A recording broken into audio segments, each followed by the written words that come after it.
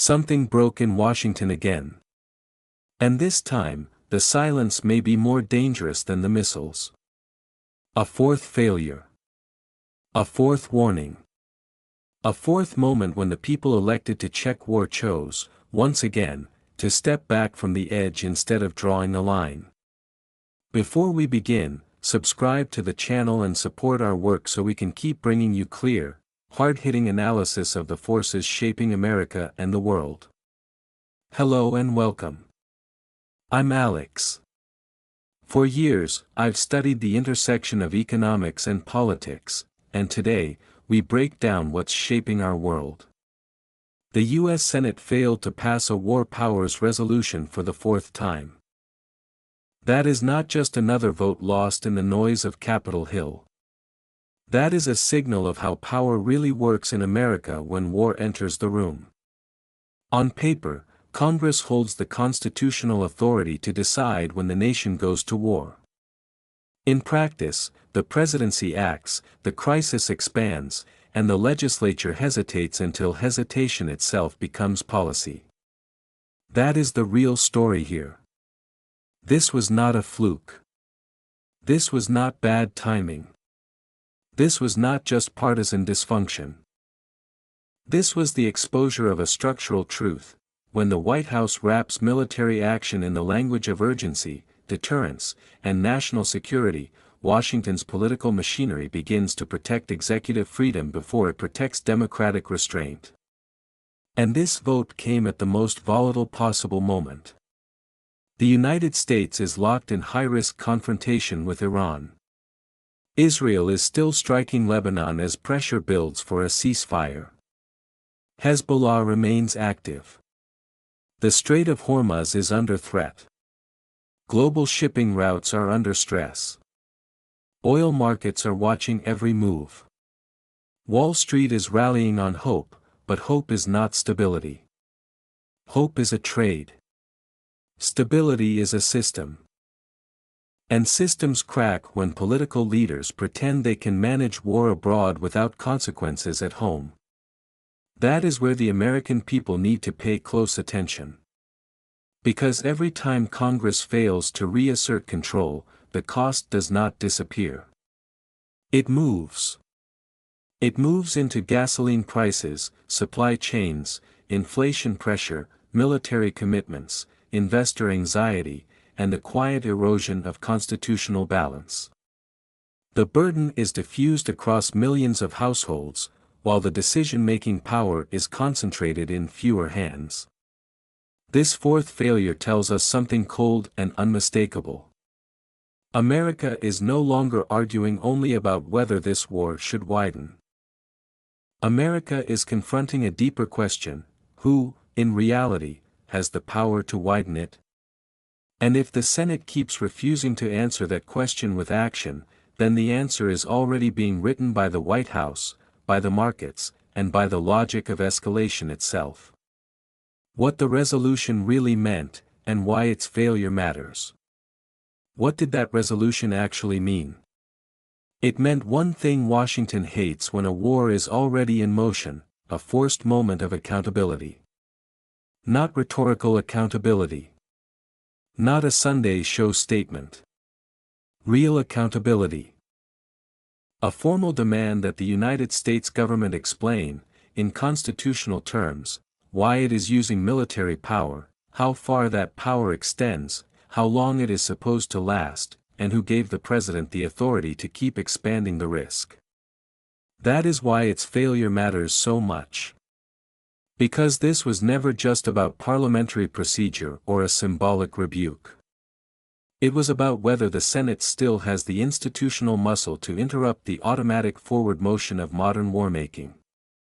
And the answer, for the fourth time, was no. Let's be clear about what is happening under the surface. In theory, a war powers resolution is supposed to restore constitutional gravity. It is supposed to remind the executive branch that war is not a floating emergency power that grows by inertia. It is supposed to force elected officials to go on record before military action hardens into an open-ended operating system. In plain English, it is supposed to make Washington stop, look the public in the eye, and say, this is what we are doing, this is why, and this is the price. But that is exactly what too many people in power no longer want. Because once that question is asked honestly, the real structure of incentives comes into view. The White House wants flexibility. Party leadership wants political cover. Defense networks want continuity. Markets want reassurance. Allies want commitment. And elected lawmakers, caught between public unease and elite pressure, often choose the safest option in Washington: do not fully approve, do not fully block, just let the machinery continue to run. That is how democratic weakness hides inside procedural failure. Not with a dramatic collapse, but with repeated refusal to impose clarity. And the consequences are enormous. When Congress does not define the boundary moves. It moves toward the executive. It moves toward permanent crisis management. It moves toward a system in which military action no longer needs a clear beginning, because it is never forced to face a clear political limit. That is dangerous not only constitutionally, but strategically. Because wars without hard lines become conflicts without hard endings. There is also an economic truth here that Washington rarely says out loud. Unchecked war authority lowers the political cost of escalation at the top while spreading the financial cost downward across society. The result is a distorted system, concentrated power, distributed pain. That is why this vote was not minor. It was a test of whether the Senate would reclaim responsibility before events outran the country again. It failed. And when a democracy repeatedly fails that test, failure itself becomes precedent. The White House strategy: negotiate, escalate, and control the story.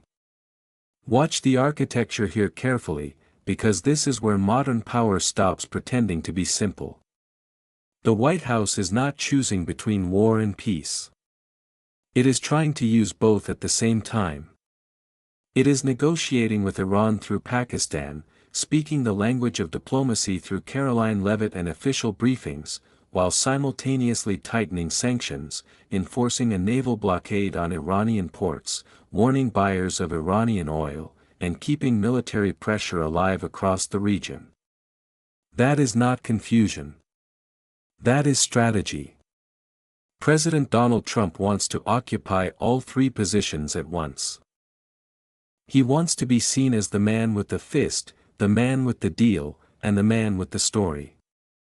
He wants pressure on Tehran, room for Israel, and confidence from Wall Street. He wants the markets to believe the war is very close to being over, even while the machinery of coercion keeps turning underneath. That matters, because in a crisis, the first battle is not only over territory or deterrence. It is over perception. Whoever defines the situation first often controls the political space around it. So what is the White House actually doing? It is practicing coercive sequencing. First, raise the cost.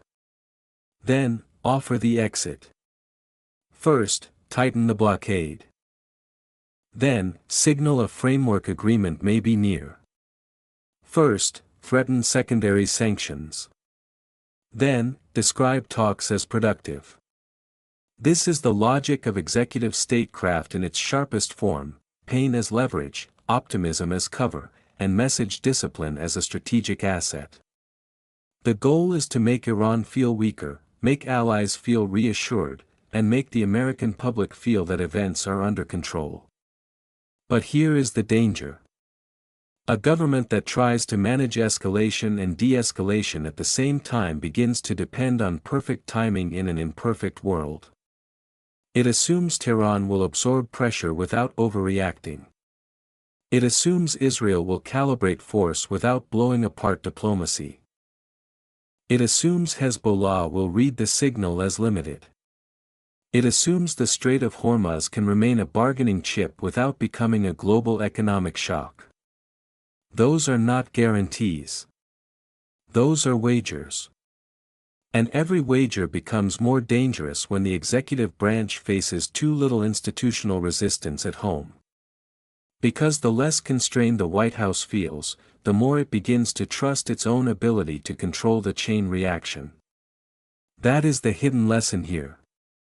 The strategy is not simply to end the conflict. It is to monopolize the tempo of the conflict. To decide when pressure rises, when language softens, when the market exhales, and when the next move is made. That may look like strength. Sometimes it is. But history teaches something harder. Governments are often most vulnerable when they become convinced they can choreograph chaos. Iran's leverage, Hormuz, oil, and the price of global fear. Iran's leverage begins with a brutal truth that too many people in Washington still underestimate. In modern conflict, you do not need to be the stronger power to impose the higher cost. You only need to control the point where the system is most fragile. That is exactly what Iran understands about the Strait of Hormuz. The Strait of Hormuz is not just a waterway. It is a pressure valve for the global economy. It carries the kind of strategic weight that turns geography into power and disruption into currency. Iran cannot outspend the United States. It cannot outgun the U.S. Navy in conventional terms. But it does not have to.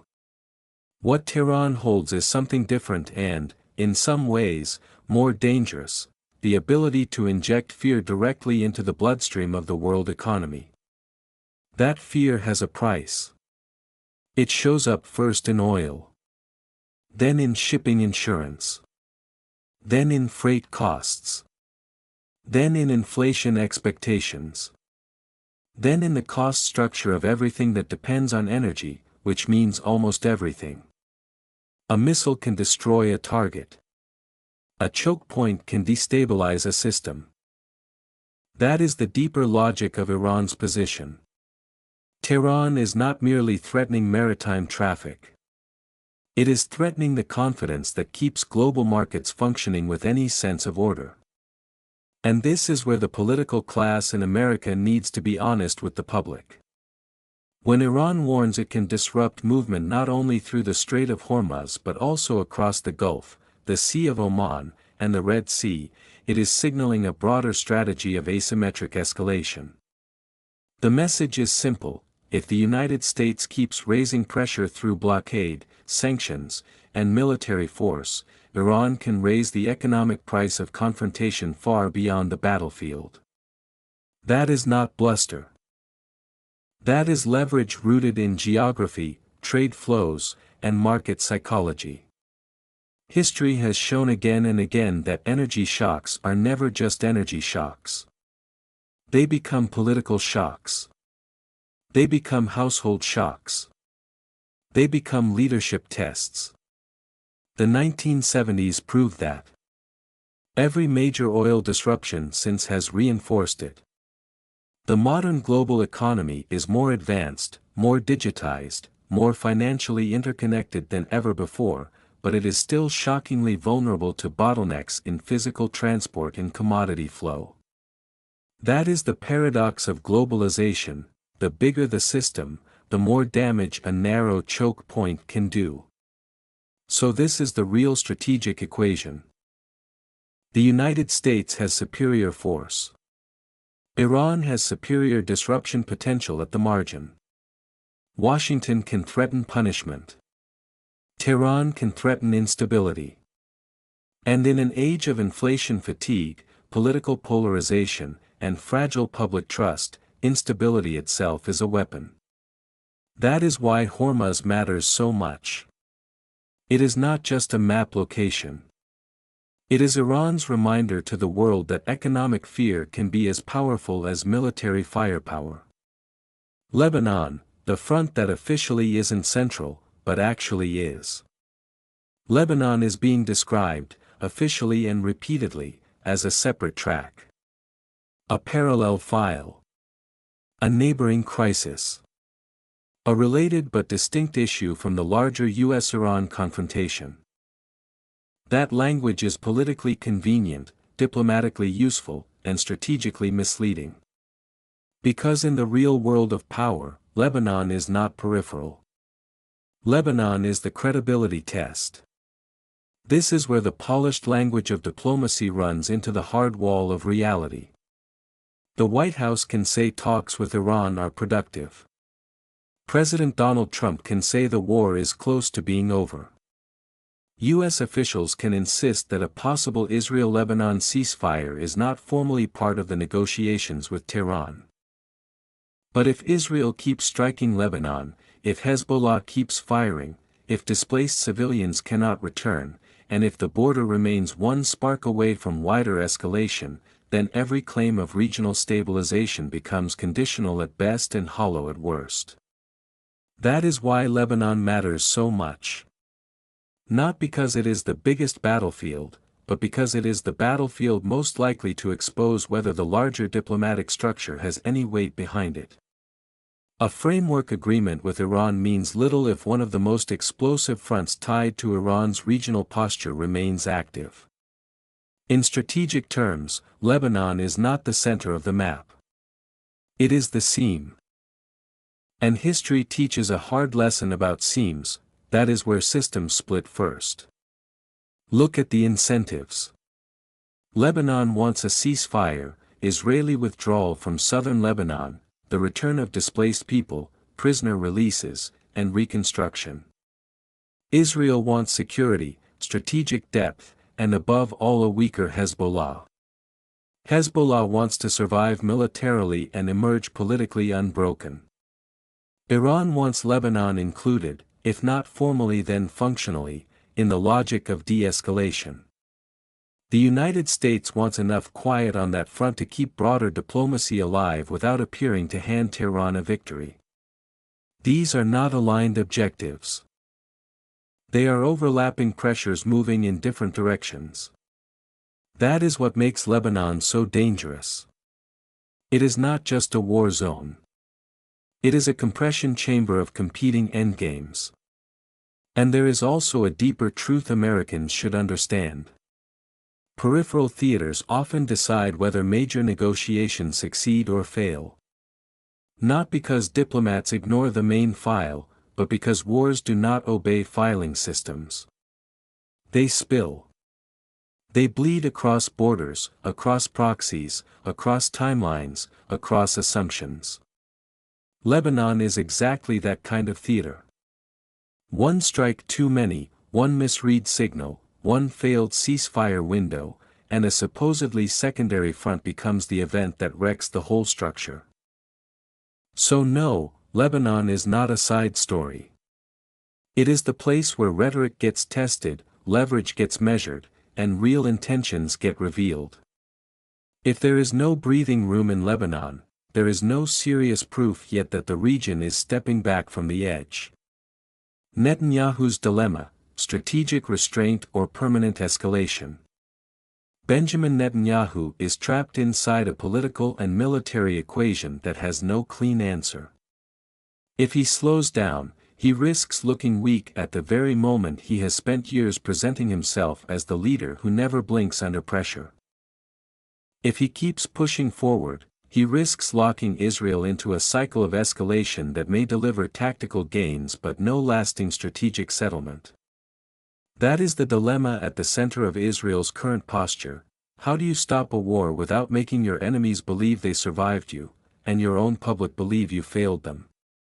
This is not just about battlefield decisions. It is about power, legitimacy, and the cost of ending a campaign before the political story is finished. Netanyahu understands that in modern warfare, perception is part of deterrence. Hezbollah does not need to win a conventional victory to claim success. It only needs to remain standing, keep firing, and emerge from a ceasefire still able to say that Israel could not break it. Iran understands that too. So does Washington. That is why every discussion of a ceasefire in Lebanon is loaded with more than military calculation. It carries symbolic weight, domestic risk, and regional consequences. Inside Israel, the pressure cuts in opposite directions. The United States wants de-escalation, or at least enough of it to keep diplomacy with Iran alive. But Israeli security thinking does not run on American electoral timelines or White House messaging. It runs on deterrence, memory, and survival. Eyal Zamir's approval of plans for continued attacks reflects that reality. For much of the Israeli system, restraint without visible strategic gain can look less like wisdom and more like deferred danger. That is where Netanyahu's problem becomes deeper than policy. He is not deciding between peace and war. He is deciding between two different kinds of risk. One is the risk of stopping too early and allowing Hezbollah to convert endurance into prestige. The other is the risk of continuing too long and turning military pressure into permanent instability, diplomatic friction, and strategic exhaustion. Neither option is cheap. Neither option is politically safe. And there is an economic layer beneath this that matters more than many leaders admit in public. Prolonged escalation means longer reserve mobilization, greater investor anxiety, more uncertainty around trade and energy, and a wider regional environment that becomes harder for allies to stabilize. War drains not only ammunition. It drains confidence. It corrodes predictability. And predictability is one of the most valuable strategic assets any state has. So Netanyahu stands at the hardest point in leadership, the point where force can still destroy, but may no longer be able to resolve. If he chooses restraint, he must prove it is not surrender. If he chooses escalation, he must prove it leads somewhere beyond more escalation. That is the burden now. Not simply winning the next exchange, but defining what victory even means before the region slides into a war with no political off-ramp. Markets, households, and the quiet cost of endless war authority. War does not arrive in American life only through headlines about missiles, votes, and foreign leaders. It arrives through quieter doors. It arrives in fuel costs, food prices, shipping delays, market nerves, and the slow tightening pressure on households already stretched by debt, rent, and uncertainty. That is the part Washington rarely explains with honesty. Endless war authority is not only a constitutional problem or a foreign policy problem. It is a cost of living problem. When the Middle East moves toward wider conflict, markets react instantly because markets understand something politicians often try to soften: energy is not just another commodity. It is the base layer beneath transportation, manufacturing, food distribution, logistics, and consumer confidence. If the Strait of Hormuz is threatened, if Iranian ports remain under pressure, if the risk of wider escalation involving Israel, Lebanon, and Hezbollah stays alive, then Wall Street may rally on hope for a deal one day and reprice fear the next. That volatility is not abstract. It becomes economic instability felt far beyond the trading floor. This is where the American public needs a clearer framework. Markets can celebrate a possible ceasefire because traders price expectations, not justice, and not permanence. A rally does not mean the system is healthy. It means investors believe the immediate fire may be contained. But households do not live inside market headlines. They live inside lagging effects. They feel the delayed impact when shipping costs rise, when supply chains tighten, when energy passes through the economy like a hidden tax, and when every essential good becomes just a little harder to afford. That is the quiet cruelty of prolonged geopolitical uncertainty. It punishes slowly, unevenly, and often invisibly. Wealthier Americans can absorb shocks. Working families cannot. A spike in gasoline is not an inconvenience to a delivery driver, a home health aide, a construction worker, or a parent commuting across town. It is a subtraction from stability. It is a forced trade-off. Groceries or savings? Utilities or medicine?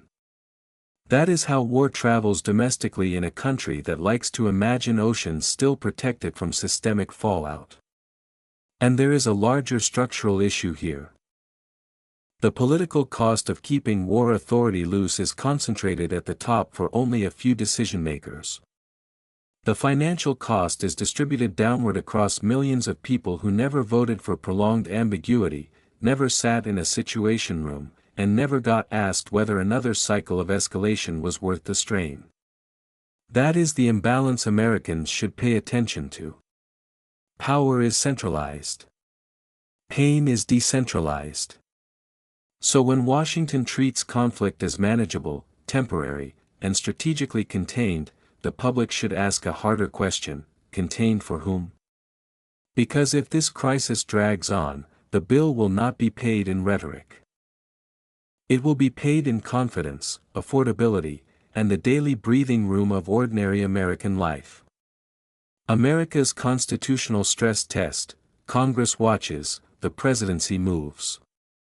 The fourth failed war powers vote was not just a political event. It was a constitutional stress test, and the result was deeply revealing. Congress saw the danger, talked about the danger, debated the danger, and then once again allowed the presidency to keep moving with the practical advantage.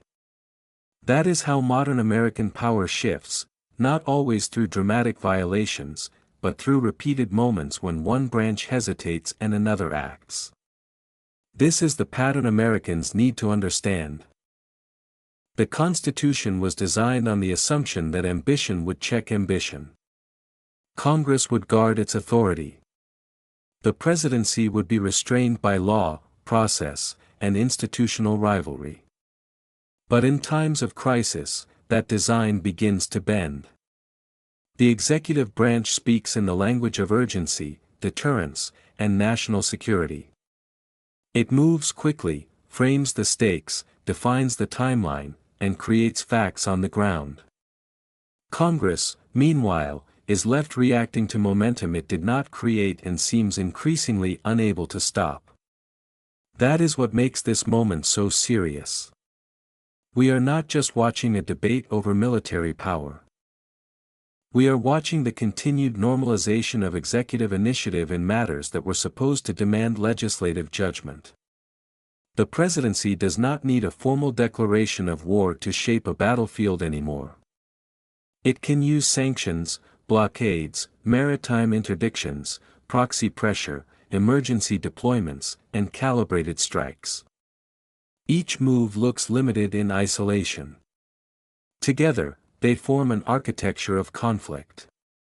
And Congress, again, is watching that architecture expand faster than it can impose a boundary. History has warned us about this for decades. Korea, Cambodia, Iraq, the post-9/11 era, each period taught the same lesson in different form. Once the White House gains operational tempo in a crisis, legislative resistance becomes politically expensive and institutionally weak. No senator wants to be accused of undercutting deterrence. No party leadership wants to absorb the blame if events worsen after restraint is imposed. So the safest choice in Washington becomes delay, ambiguity, and symbolic concern. That may protect careers. It does not protect constitutional balance. And balance is the issue here. A republic does not lose it all at once. It loses it by repetition.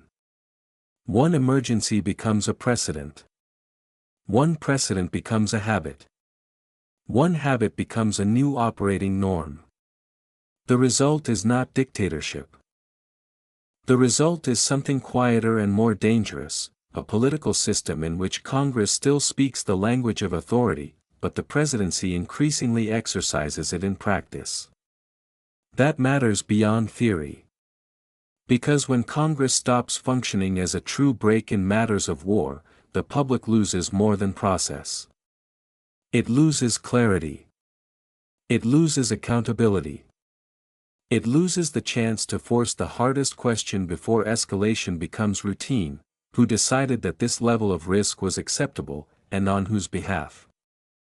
If Congress keeps refusing to answer that question with action, then the presidency will keep answering it with movement. And history shows that once power gets used this way often enough, it stops feeling temporary. It starts feeling normal. The international layer, friends, fractures, and the Europe problem. The international layer of this crisis is where the comforting slogans begin to fall apart. Washington likes to speak as if the West is unified, disciplined, and strategically aligned. It is not. What this conflict is exposing, in real time, is a hierarchy of friendship, a fracture in trust, and a growing problem inside the Western alliance system itself.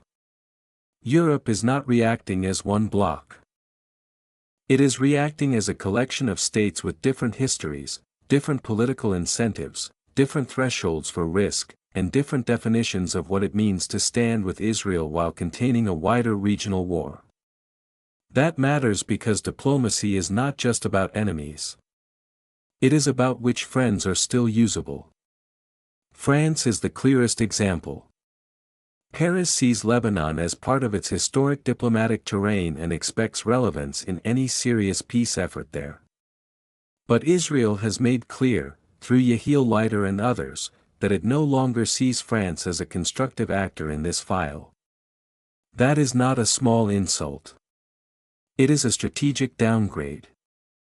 It means that in the eyes of Jerusalem, French criticism, French positioning, and French claims of moral leadership no longer translate into practical trust. Germany occupies a very different space. Berlin may voice criticism, and Friedrich Merz may warn against steps Israel should not take, but Germany is still widely viewed inside Israel as a more serious friend. Why? Because in hard moments, trust is not measured by tone. It is measured by conduct. It is measured by whether a country still acts to prevent isolation, still protects room for maneuver, still shows up when pressure intensifies.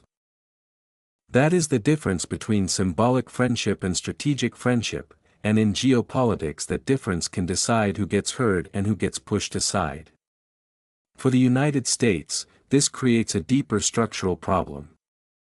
America is not only managing a confrontation with Iran, tensions involving Lebanon and Hezbollah, and a nervous global economy. It is also managing the fragmentation of its own alliance environment. Some European governments want faster restraint. Others want stronger backing for Israel. Some are driven by law and humanitarian optics. Others are driven by deterrence and bloc cohesion. The result is not unity. It is layered misalignment under a shared flag. And here is where the stakes rise. When allies stop trusting one another's judgment, Washington becomes even more central by default. Every fracture pushes more pressure onto the White House, because everyone still assumes the United States is the final broker, the final security guarantor, and the final strategic adult in the room. That may look like strength from a distance. In reality, it is also a burden trap. This is the Europe problem in its clearest form. America leads a coalition that is still powerful, but no longer politically seamless. Its allies are with it, but not in the same way, not for the same reasons, and not with the same endgame in mind. In a crisis, that kind of alliance does not break all at once. It frays unevenly. And when it frays unevenly, the adversary does not need to defeat it militarily.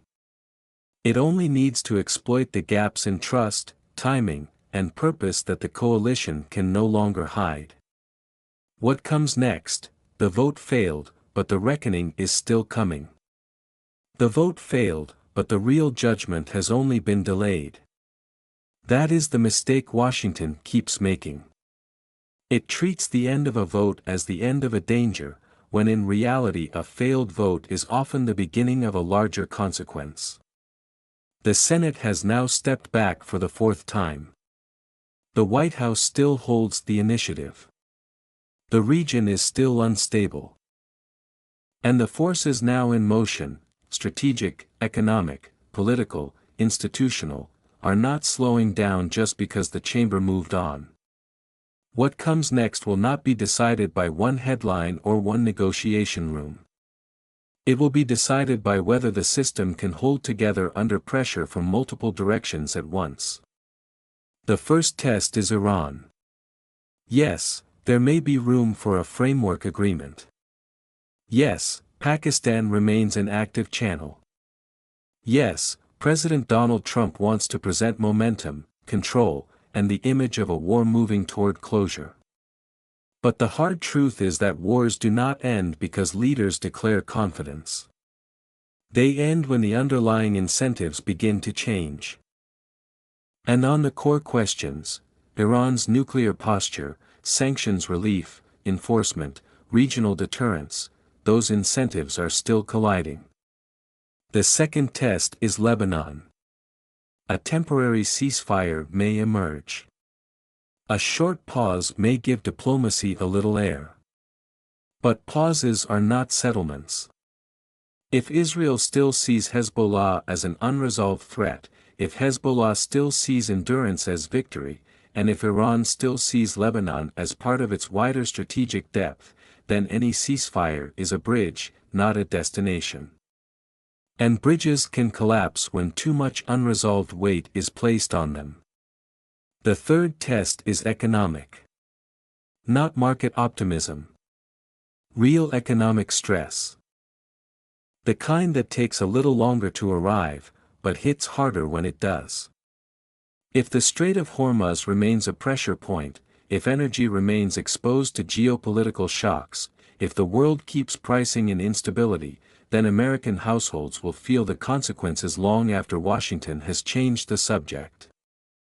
This is what elite politics often forgets: unresolved conflict does not disappear.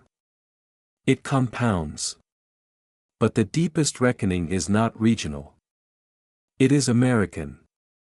This vote has forced a question into the open that the political class would rather leave blurred: who truly governs the threshold of war in the United States now? Congress still speaks as if it holds that authority.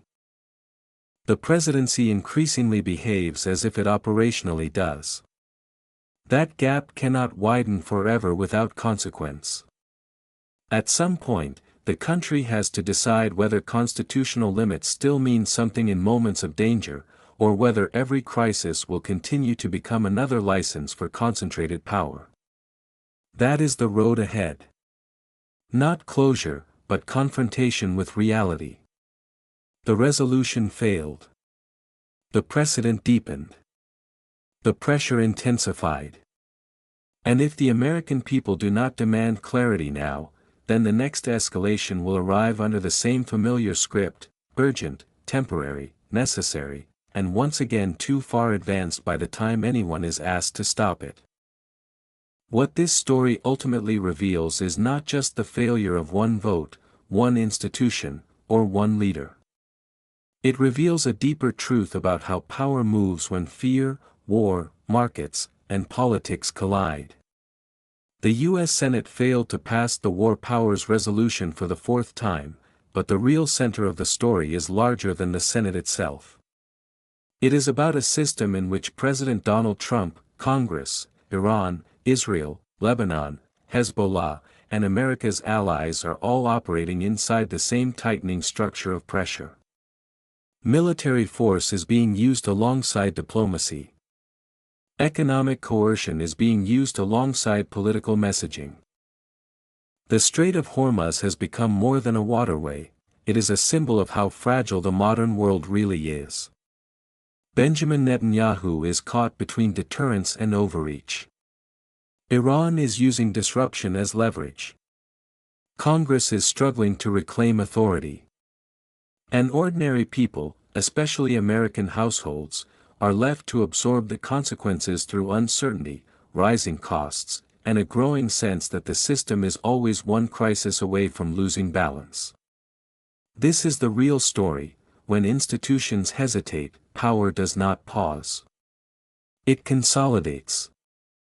And when power consolidates during war, the economic and moral cost eventually reaches everyone. The deeper lesson is simple but profound: if you do not define your limits early, events will define them for you later. That lesson applies not only to governments, but to personal life, work, money, and relationships. When people avoid hard decisions, delay boundaries, or let pressure build unchecked, small problems become structural ones. The way to apply this in everyday life is to be more intentional, more disciplined, and more honest about risk before it becomes crisis. Set boundaries early. Ask hard questions before momentum takes over. Do not confuse temporary calm with real stability. Now a quick question for you. A. Congress is still the real force controlling war.